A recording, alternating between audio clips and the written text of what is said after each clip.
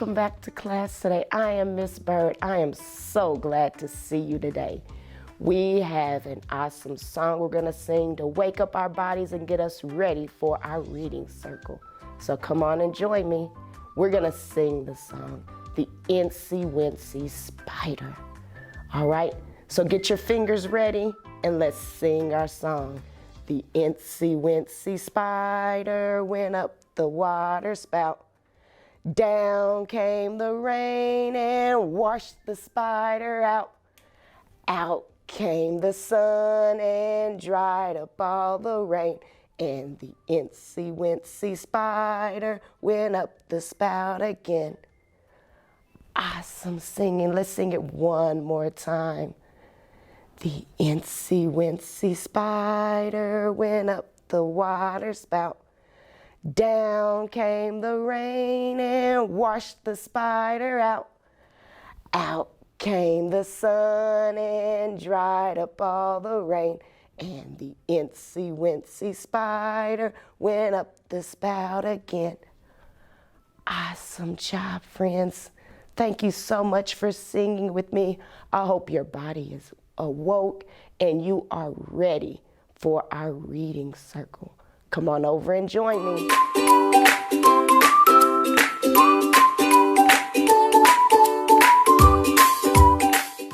All right, friends, welcome to our reading corner today. We are talking about weather today. And so there's all different types of weather. And so today I have a book we're going to read. Let's look at the front cover of this book. We see there's lightning coming down. And what type of weather do we see lightning with?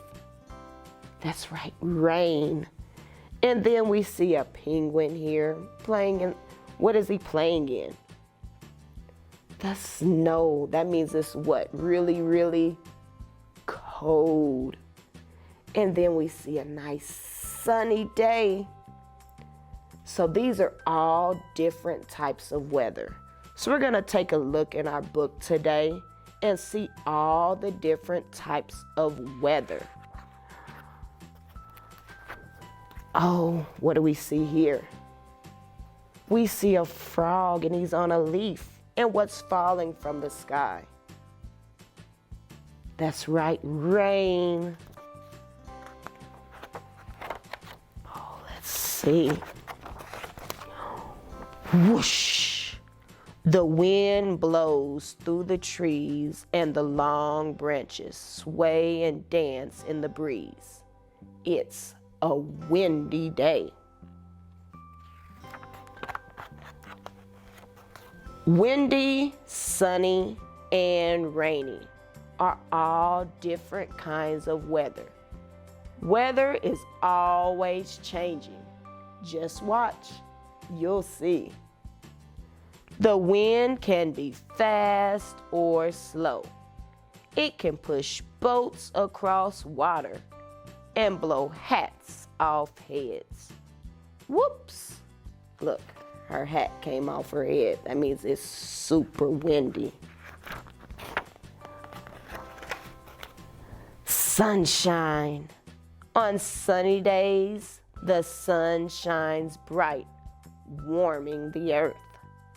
Sunflowers and daisies turn toward the sun to soak up as many of its rays they can.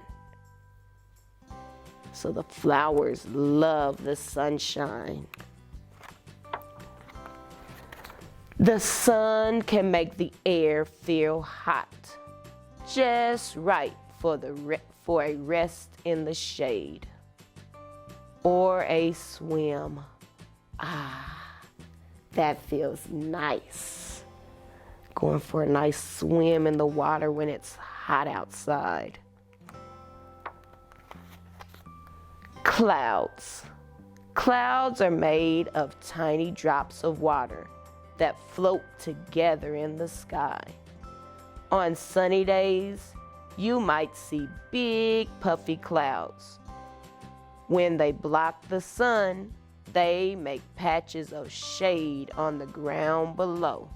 See, if you look at this picture, you can see the the shade on the ground.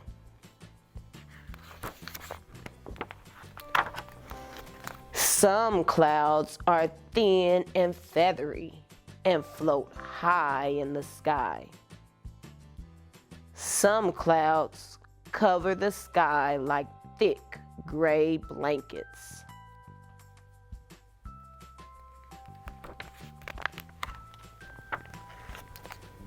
Drip drop.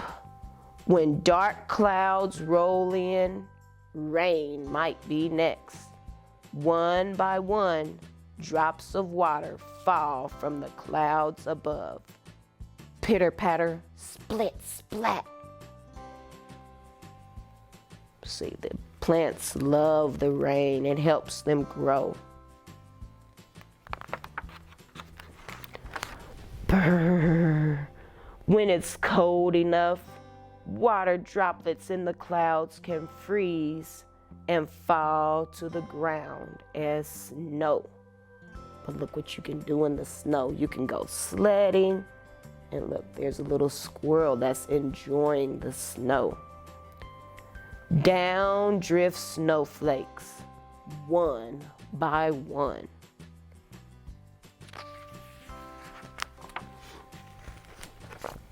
When thunder rumbles and lightning flashes through the sky, get ready for a thunderstorm. Thunderstorms can bring lots of rain and lots of loud noises. Boom. How many of you all have ever heard a thunderstorm before? It can be really scary when a thunderstorm comes through. After a storm ends, the sun peeks through the clouds again. Animals shake the rain off. Let's go outside. The sun is shining. There are puddles to splash in. How many of y'all have ever gone outside and jumped in rain puddles? This little girl is out there jumping in the rain now, having lots of fun. Wow, and rainbows to see. So after the rain and you see the sun, there may be a rainbow. Here are some of the ways that weather can be wild. So we have a tornado. When very strong winds start spinning, they can form a tornado. Then there's floods, and these happen when there's too much rain that falls too fast. Then you have a hurricane, which is a widespread storm that brings strong winds and heavy rain. A blizzard, which is a heavy snowstorm with strong winds, and it's really hard to see. Then you have hail, which are balls of ice that come down in the form of rain from the sky. There is hard rain. Then there's a drought. That means that you don't have any moisture for a long time. And so you see the dirt is really dry and it's cracking, because that means they haven't had any moisture, rain, snow, or anything. Watching the weather. Scientists who study the weather are called meteorologists. Here are some of the tools they use to predict what the weather will be like. So you have a satellite, a windsock, water balloon, thermometer, and a rain gauge. These are all things that help them to learn about the weather and what the weather is going to be like. All right, what should you wear? When you head outside, it's important to have the right gear for the day's weather. Can you help me match these clothes and other items with the weather they are best for? Okay, so you're gonna help me with this. It's saying it's sunny and hot. So looking at our clothes over here, what is something we can wear when it's sunny and hot outside? You can wear, what about these sunglasses? Because it's sunny, so you need something to help block the sun from your eyes. Oh, and then there's a big hat you can wear. And what about these flip-flop sandals? Can you wear those when it's sunny and hot outside? Yes, you can. All right, so now let's look at rainy and wet. What can we wear when it's rainy and wet outside? Look at our picture. Oh, I see a raincoat. Rain boots, so when you jump in those puddles, you don't get your feet all wet. And then an umbrella. These are all three things you can wear when it's rainy and wet. What about when it's snowy and cold? What do you have to put on to keep warm when it's snowy and cold? We have our mittens and our hat, a snowsuit, and then our snow boots. These are all things that you wear when it's snowy and cold. Awesome job. Thank you for helping me choose what to wear. Now I know what to put on when it's sunny and hot, rainy and wet, or snowy and cold. I hope you enjoyed our story today and learning about all the different types of weather and what to look for in the sky, the clouds you can see. So I hope you enjoyed it, and I will see you next time. Bye-bye.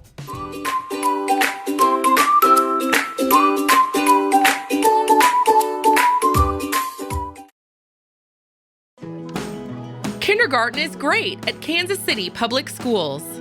I know they have really good teachers. I know this is a great school. They teach them stuff that I thought my kids would never be able to know at the age of 5. Since deciding to send our kiddos to a neighborhood school, we've become even more of a part of our community. Now is the time to enroll your future kindergartner for the new school year. Visit enrollkc.org today. Hi, my name is Mrs. Overish, and I'm so glad you're here to learn with me today. Today, we're going to be talking about animals that live in a zoo. Have you ever been to a zoo?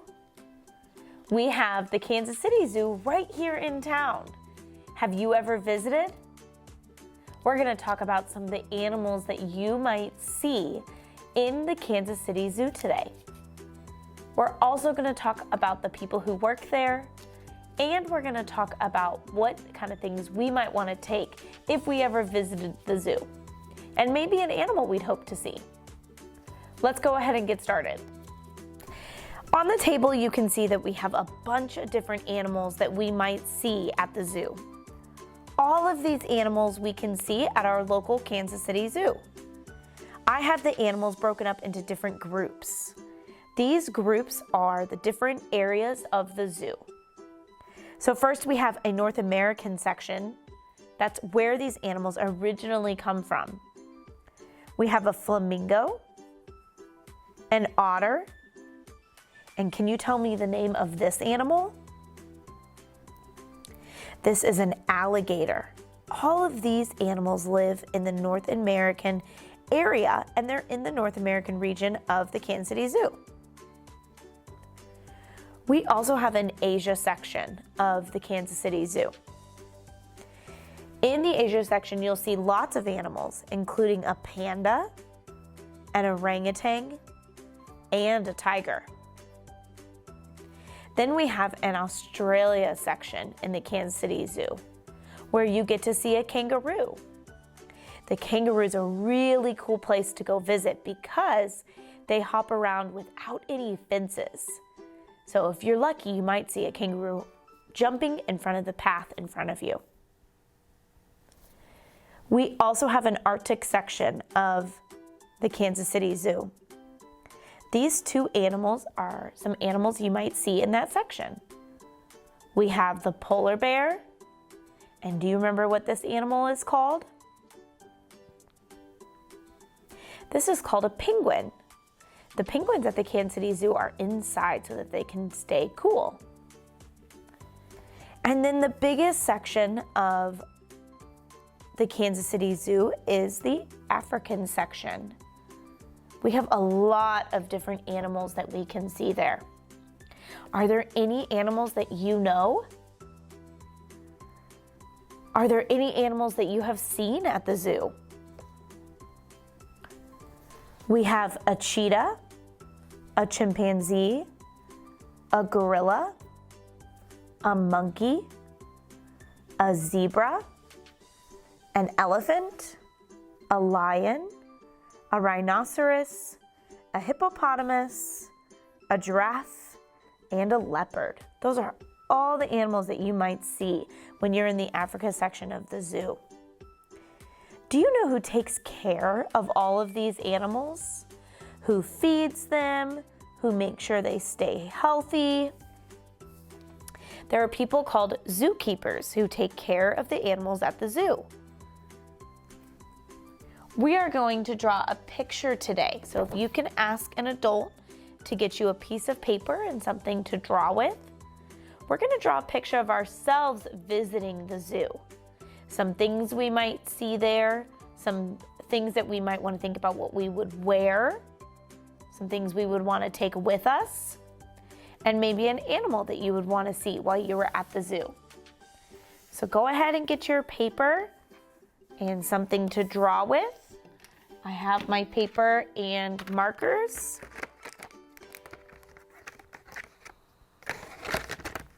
To draw my picture. I'm gonna first start by drawing a big archway. This archway, then I'm gonna put the word zoo on the top. This way for my picture, I know that this is kind of where I would have an entrance into the zoo. I'm gonna draw myself right here in the middle of this arch, walking into the zoo.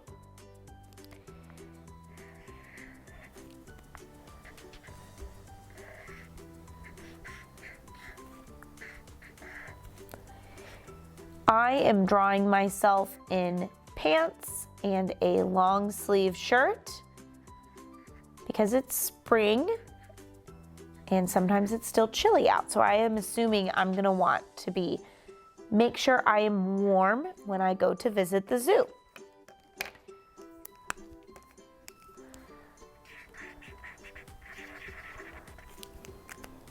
I also drew myself wearing tennis shoes. Why do you think I drew myself wearing tennis shoes when going to the zoo? I drew myself wearing tennis shoes when going to the zoo because we know that we walk a lot when we go to the zoo. There is a train or a tram, but we know that we're going to be walking for most of the time when we go and visit the zoo. Over here, I'm going to draw some things that I might want to bring with me.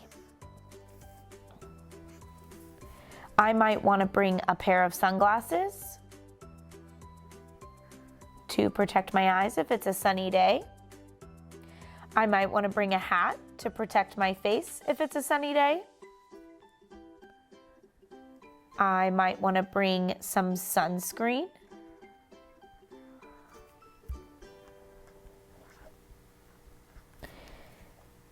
And I'm also going to draw an apple.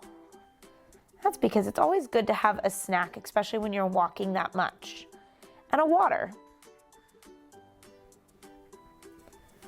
So some of the things that I might want to take with me if I went to the zoo.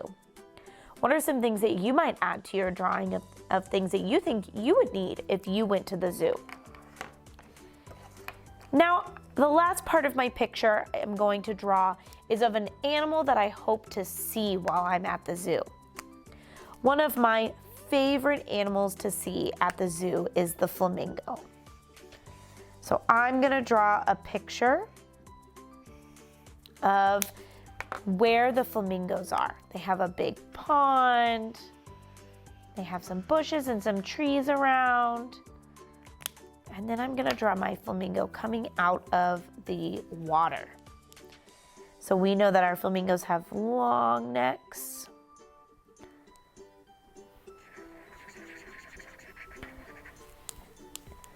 And they have wings.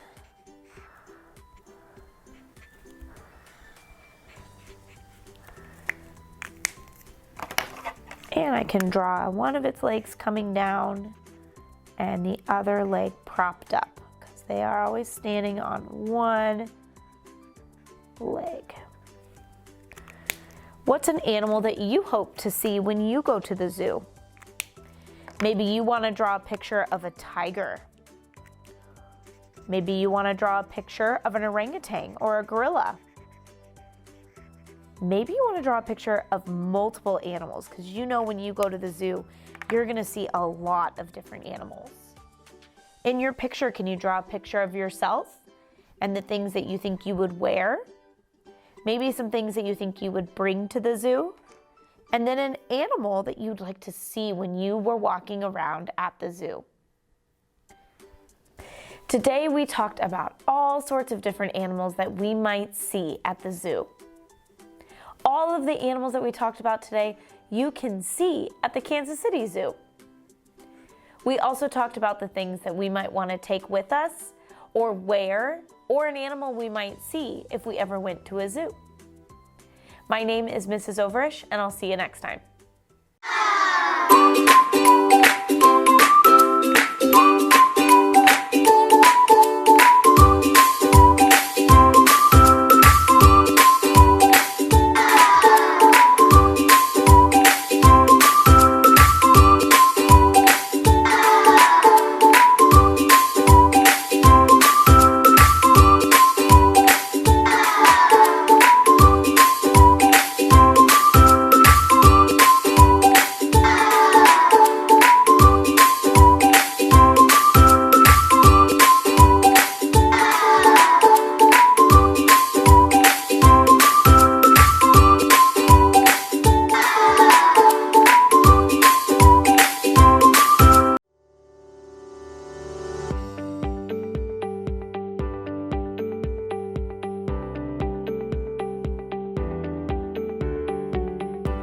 Welcome to Border Star Montessori School.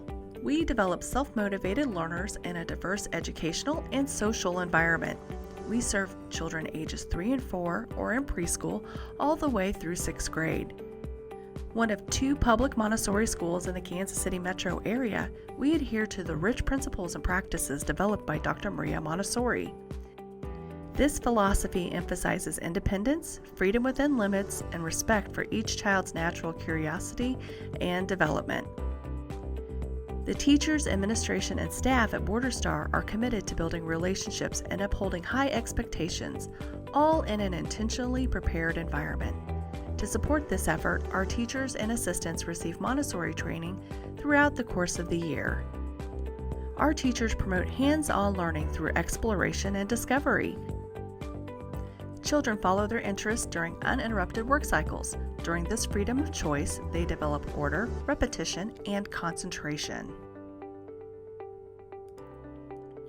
Classrooms are made up of mixed age groups, typically 3 grades placed together.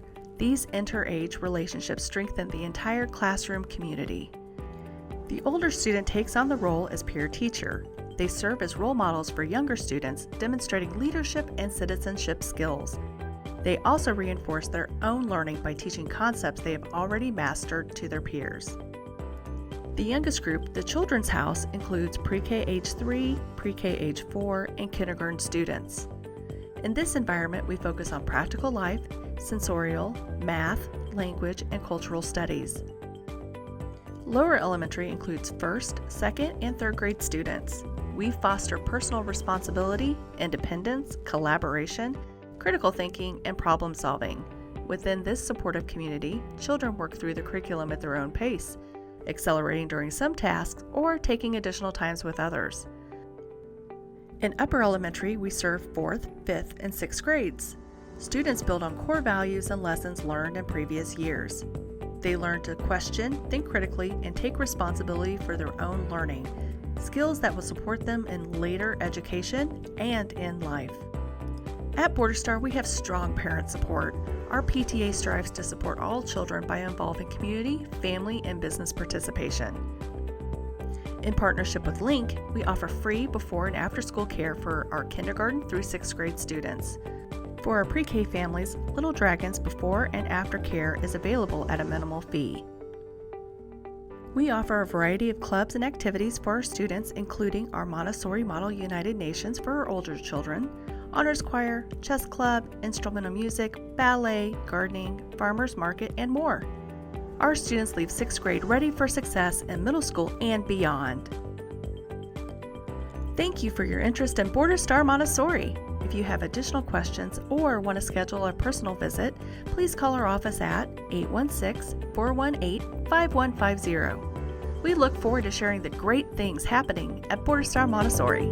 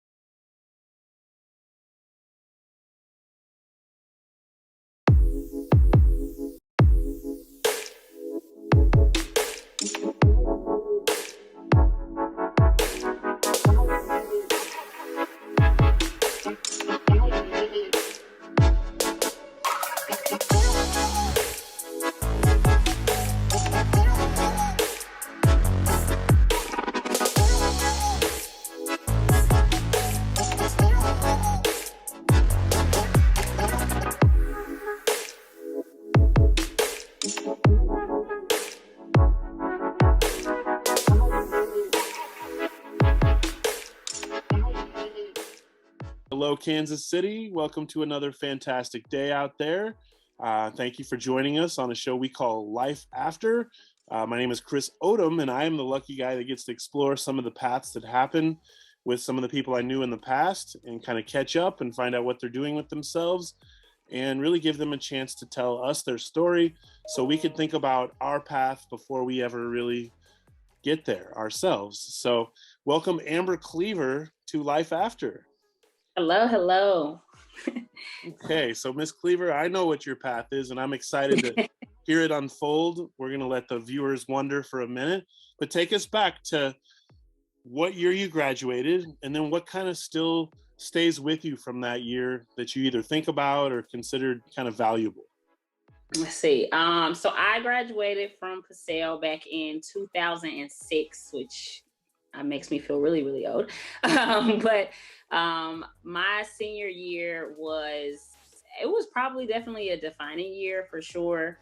I think that is, when I was, working, I was balancing school, balancing work, wanting to make the last year important. I always knew that I wanted to go out of state for school. So it was, making sure that I had a good time in Kansas City, a good time with my friends, and kind of making some important memories that particular year. In terms of, you said what I took away from the year, my senior year? Yeah, or something you still look back toward as like valuable or part that resonates with you today? I don't know. I'll be cheesy. I even pick something that you said to me and I'll say it because I literally still say it to this day. So I was in your creative writing class. I was a creative writing major. And I know one of the things that when I would have trouble or starting to write something, the advice you gave me was just write something bad. And at the time I thought it was the dumbest thing I ever heard in my life. I'm like, why would I want to write something bad? I want to write something good. But when you start writing just to write, then it kind of turns into something good because you're not a bad writer. And so that kind of is something that stuck with me in terms of throughout college, you know, when I just need to write this paper, I need to get it. I'm like, just get something on the paper and just go. And so that is something I've told it to other people. Like if my cousin is trying to write a book and I say, well, I was always told, just write something bad, just get in there and start doing it. But instead of it, I don't use it as just write something bad. I use it as just do something, just go, just start. And so that is definitely something that I've taken from like my high school and definitely translated to today. If I'm writing a motion, it's just get something on the paper, Amber, get started and go. Nice. And you do that. It sounds like you do a lot of writing in your current situation. So we're waiting to hear what that is. And I know it's a really powerful job. I know that for sure. I'm excited to hear you talk about it. So tell us this moment that happens right after high school, because the foundation of talking about this show was my memory also of hearing lots of advice from people, having your own idea, having a dream, having a goal, and then it all kind of comes together. And in that moment, you make a decision, you go for it. Kind of like the write something down move is like, go do something. So what do you remember about that moment? And then what did you do? Right. So I went to college right after high school. I've always known what I wanted to do career-wise. I've been knowing it since elementary school. So, you know, I went to Howard University in Washington, D.C. So it was a big change in terms of being away from family, moving away. I knew I always wanted to get out of Kansas City. I wanted to do something different. I didn't want distractions. I knew I wanted to go out of state. But I went straight to school, and I'm glad that I did. It was the best move for me. I know if I had taken a gap, I probably wouldn't have gone, or I wouldn't have done what I wanted to do. So I went straight into school, and I kind of got talked into my major. You know, I knew I wanted to go, I don't know if I'm supposed to say what I do yet, but I knew where I wanted to go after undergrad. Yeah. But it was the path to getting there, because there's so many things you can do. And it was just the thing to, you should go into business. You should go get you a business degree, and then you go to law school with this business degree. And so that's what I did. I started as a marketing major, and I took one accounting exam and knew that it wasn't for me. I failed. I failed that exam, and I said, this is just not going to work. If I have to do accounting too, there's absolutely no way this is going to work. And so I switched my major to something that made sense for me. And I switched my major, and I had a minor that kind of coincided with what I wanted to do or thought I wanted to do after I graduated undergrad. Very cool. And I think we can spill the beans on what you do now. And it's just fun to kind of keep people wondering a little bit. And I remember you maybe mentioning a goal like that. And I definitely remember you having some of these skills to what we were talking about before this, to combat with words and to be very powerful about your own position and use evidence. And so I know, like, as the teacher, it was fun to meet people who were a strong match of will and wit, and kind of play that part of you know, debate a little bit. Like, I'm a little bit more learned in this subject. Let's see if you can handle that, you know, and I just remember your fire and your tenacity and your power. And so share with us, please, what you're doing with that these days. You powered through school, you changed paths from accounting, and then you went into kind of, am I right, this next path that you're taking? Yep. You're on now. Okay. So what was that? I did. Oh, sorry. No, you're fine. What was that path? So I did, after I graduated undergrad, took a year, and then I went straight into law school. So I went to American University for law school. I did that part-time. I worked full-time, and now I practice in DC, Maryland, and Virginia, in state and federal courts. I do defense work. So I do a lot of civil defense, insurance defense, fraud, premise liability. I work with a lot of different clients. I've worked with clients from, you know, large corporations to just individual people. So I am practicing full-time now in law. Wow, that's fantastic. And so that's one of those goals that some people say when they're in school, you know, like the top 10 or whatever that we're going to choose when we pick doctors, lawyers. I mean, I could go from there. Do you feel like everyone believed you were going to get there? I do. I say that in a weird way, because I know that we knew each other enough, I think, for me to ask it that way. But like, I don't know that when we hear people say this all the time, unfortunately, everybody gets there. So did you experience some non-believers, I guess, as you were working your way up?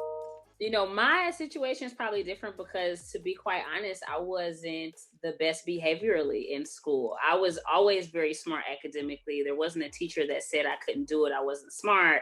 But, you know, I wanted to hang with my friends. I wanted to be the class clown. I made jokes. I interrupted. I disrupted. I did all of that. So I don't think anybody ever thought you're not going to be able to be successful because you're not smart and you're not able to do it. It was more so you're probably going to let your mouth get in your way.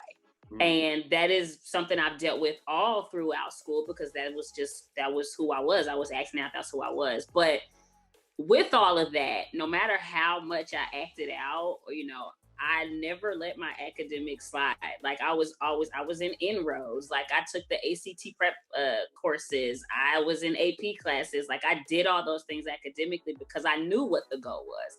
I knew I had to get to law school and I wanted to be an attorney. And as funny as I wanted to be in class, I knew that there were some things I needed to do.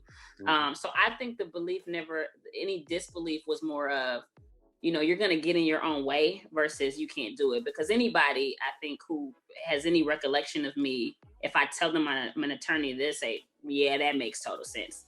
Because of, you know. I agree. I think it does too. You told me and I was like, wow, I'm excited that you found the way, you know, I guess to get out of your way, if that's, or to make that powerful voice produce what you want it to, and give you all the strength that I notice is part of, I guess, who I remember you to be back then, and probably who you feel like you are even more now. So that's a really neat thing. I remember when we used to make wise lists like this, like the one I remember was to be available when inspiration comes. I don't know how we ever started making these lists, but that's another one you helped me kind of remember back to. Is just like, just get started, write something crummy, your brain will take over, you'll be so proud of it, you'll be surprised, right?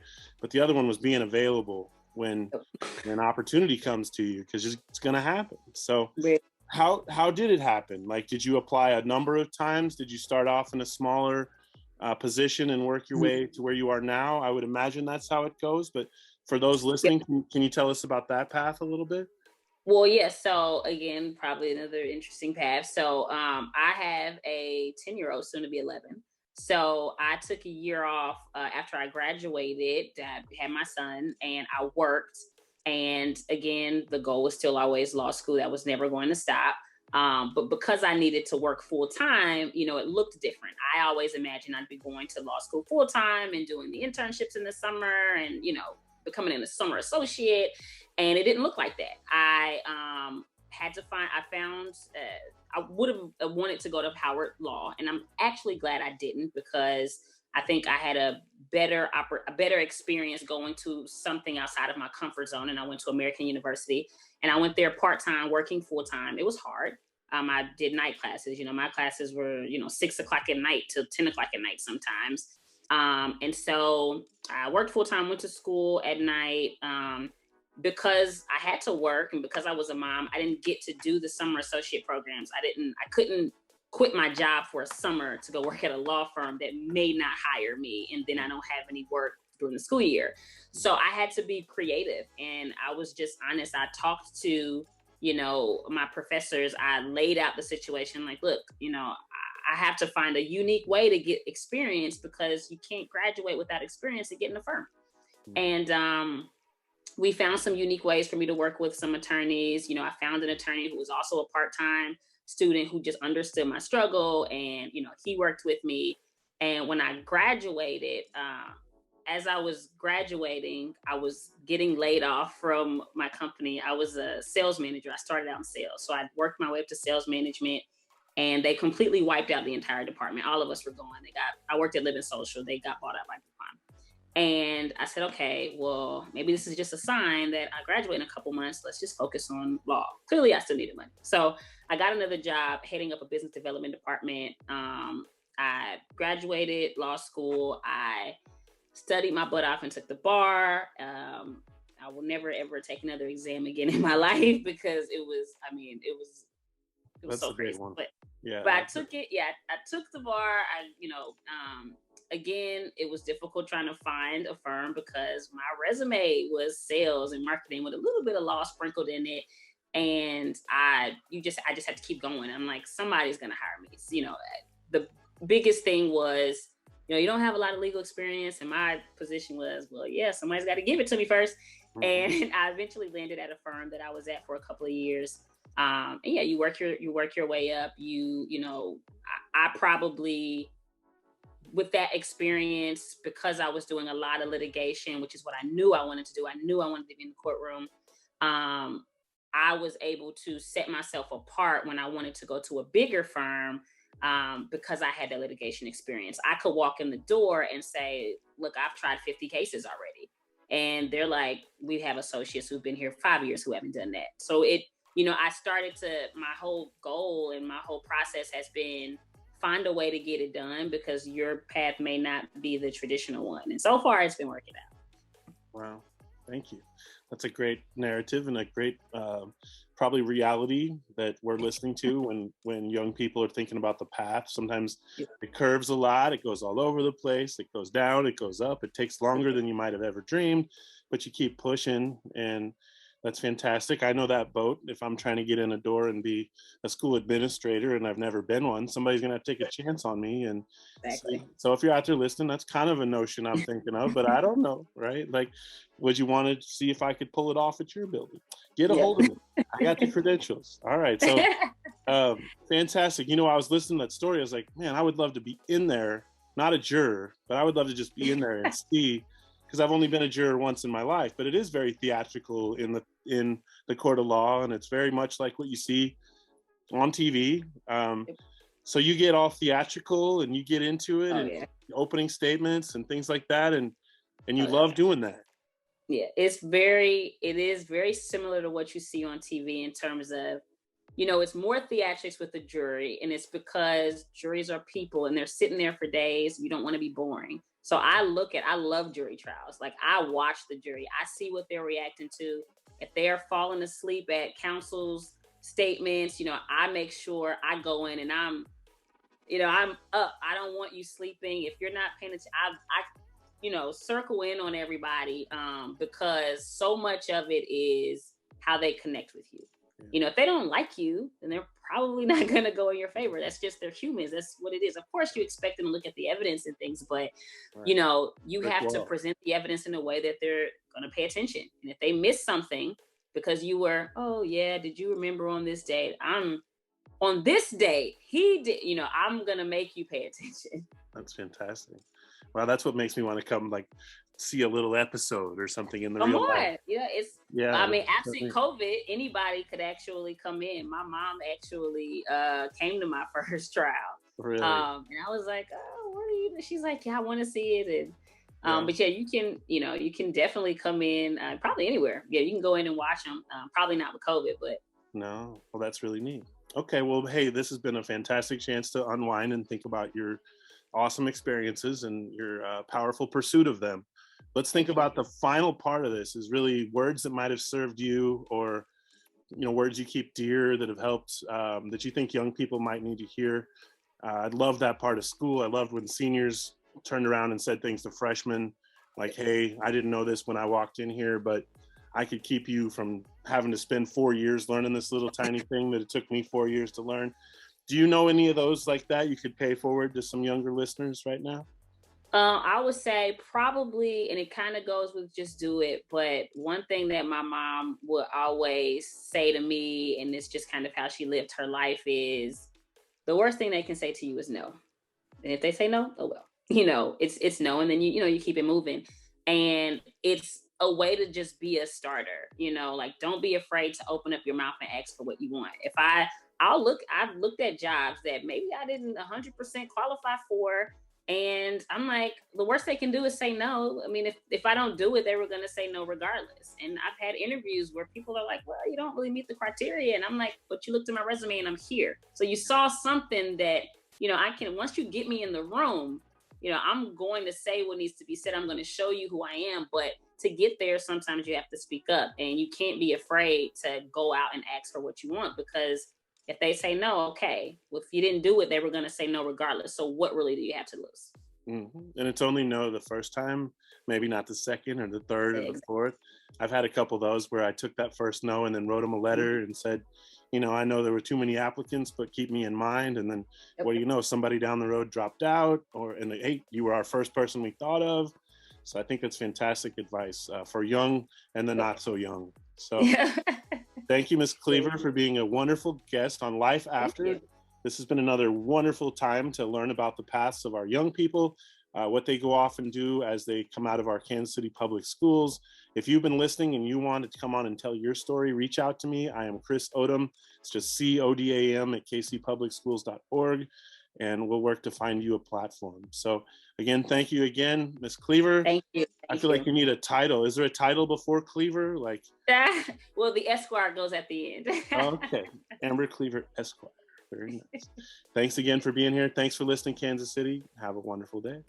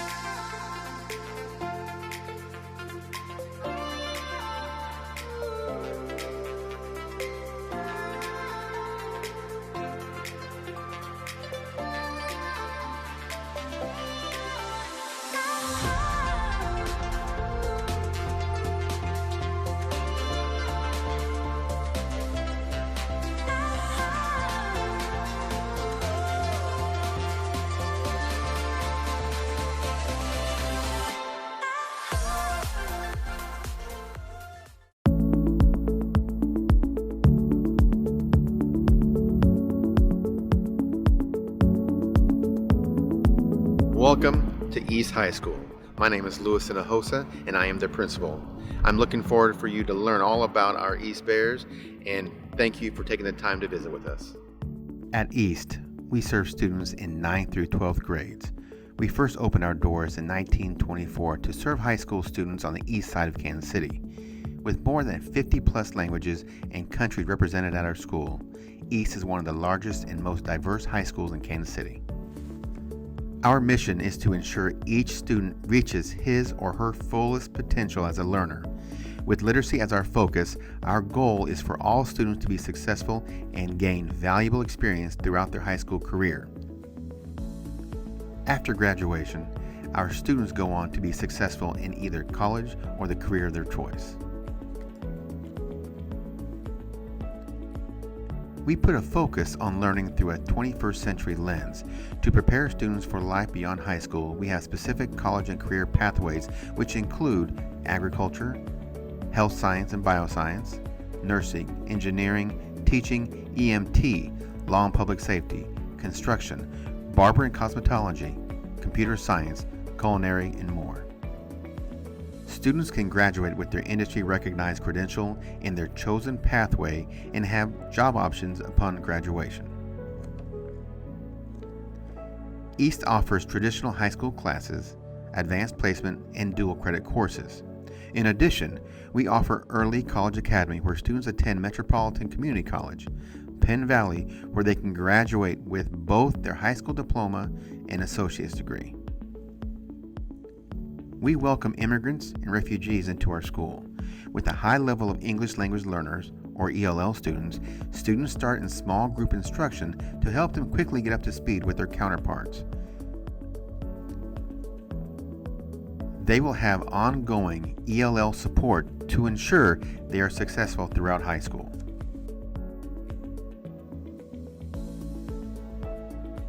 Along with a high-level academic rigor, East also offers a wide range of sports, clubs, and other activities. Our soccer teams have become some of the most dominant programs in their division. Plus, many of our scholar athletes have earned scholarships to play their given sport at the collegiate level in soccer, football, volleyball, and more. We have something for everyone in our school.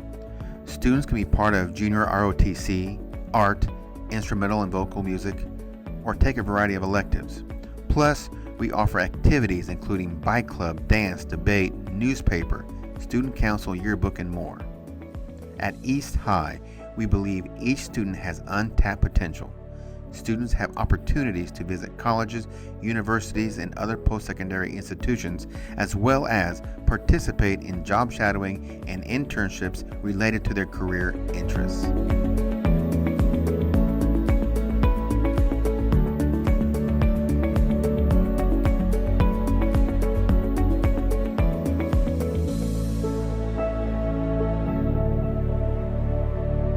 Thank you for visiting. We hope you enjoyed the tour. If you want to learn more about East, please call us at 816-418-3125. Go Bears.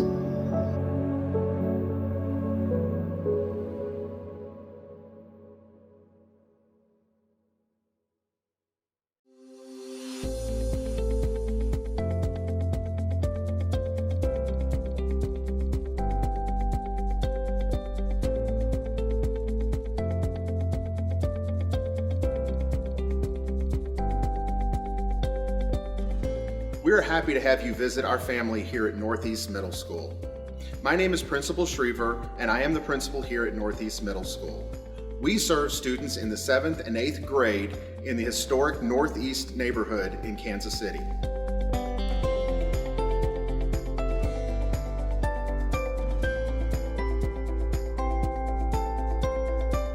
Welcome to Northeast Middle, the home of the mighty Titans. Welcome to Northeast Middle. Transitioning to middle school is exciting, but it can also be scary. But that's what we're here for. I teach students success skills, a class where students get in touch with their emotions and learn how to stay on task in their courses.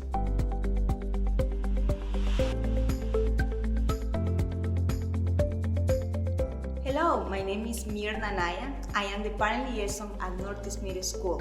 I communicate with parents, legal guardians regarding school information, events, school advisory committee, and more. I love interacting with students' families every day.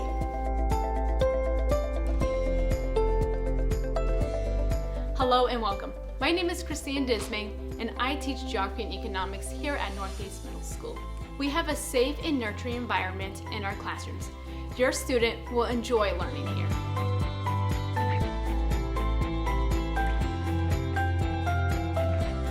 Hi, I'm Laura Cole. I'm an 8th grade math teacher. Welcome to 8th grade. We offer advanced courses in all core subjects. Learning here is fun and rigorous because we care about our students and their academic experience. Northeast Middle School students are successful and prepared for high school.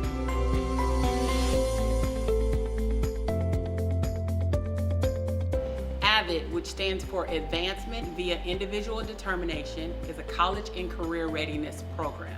Students develop the skills they need to be successful in college starting in middle school. Most students continue their AVID course throughout high school with the same group of peers.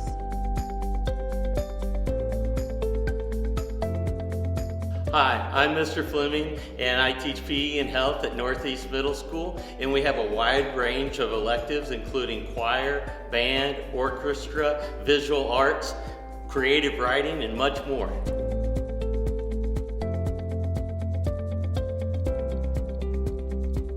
Hello, my name is Kenneth Moore, and I teach 7th, 8th grade choir. Our goal is to ensure our students get the very best academic opportunities. Our students maintain a well-rounded experience.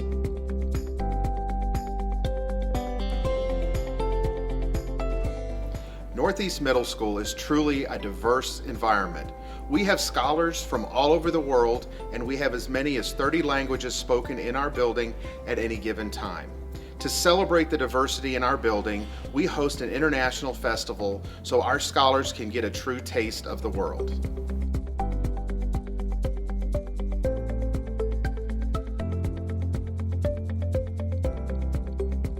Hi, I'm Ben Jonte. I'm the art teacher at Northeast Middle School. Project Lead the Way, one of our electives, provides our students with hands-on, real-world learning. This will give them experience in growing industries like computer science, design, and robotics.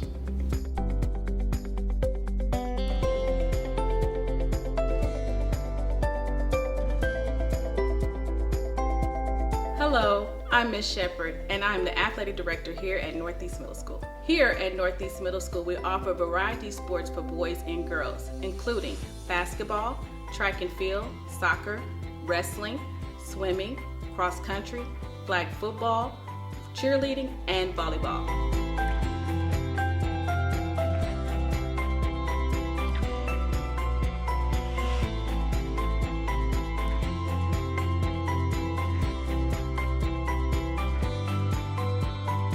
Thank you for taking the time to visit with us today here at Northeast Middle School.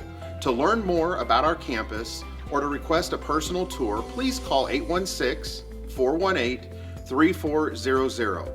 We look forward to sharing with you more of the exciting things occurring at Northeast Middle School.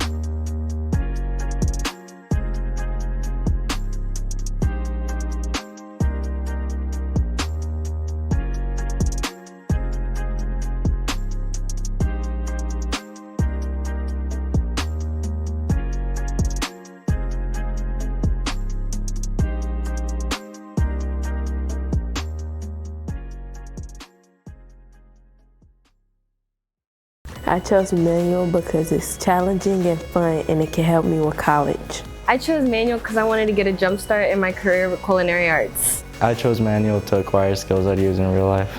I chose manual because I want to be an ER doctor, and being an EMT is my first step. Kickstart your future today at Manual Career and Technical Center. Manual is open for all 11th and 12th grade students in both Kansas and Missouri. Learn more today at enrollkc.org/manual or call 816-418-5200.